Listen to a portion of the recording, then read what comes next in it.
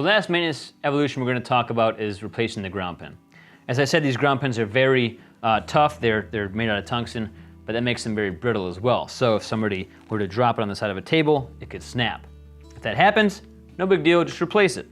What we're going to need to do this job is our little bit of O-ring lube, our 2mm Allen key. Inside of this tube is our replacement ground pin, and our ground pin setting dressing gauge.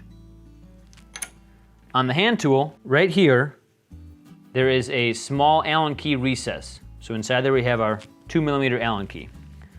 We're gonna take this Allen key, find our spot, gently loosen that.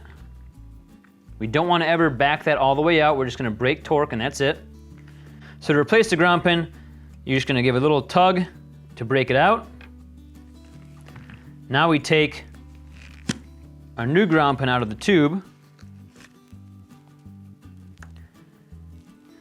We're gonna take just a little bit of this dielectric grease here, put it on our fingers, and run it down the shaft of the ground pin.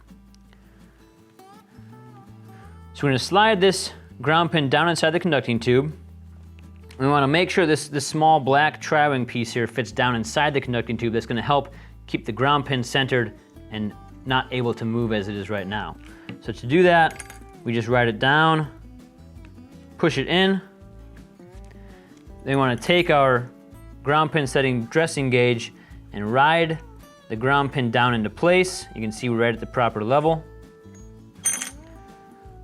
Put our Allen key back in and torque this down. Now you don't have to apply a bunch of torque, but you do want to make sure it's nice and snug. To make sure we snug that down enough, we take and do our spring pressure check.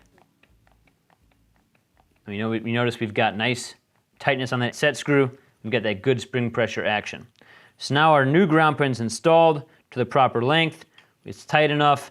We're ready to get back into the fight. Let's talk a little bit about ground pin adjustment. Sometimes when you're dealing with a fastener that has a center pin involved, like a composite lock or a Joe bolt, that pin can be recessed to the head of the fastener. If you don't have that nice spring pressure, we're not gonna open that valve, remember? So to adjust, on the side of the E-drill here, you've got our small Allen key recess.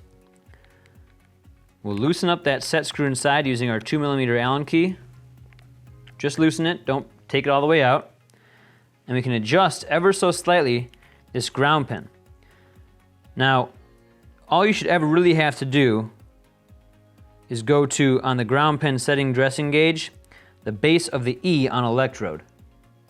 So you can see ground pin at the base of the E, that should be plenty far to reach any other extra depth you need to reach.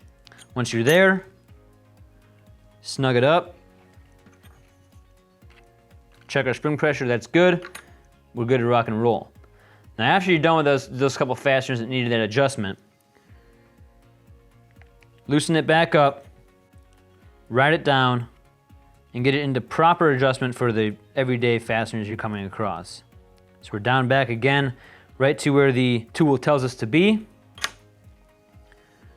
We snug down that Allen key, make sure we've got our spring pressure, and we are good to continue on with the day.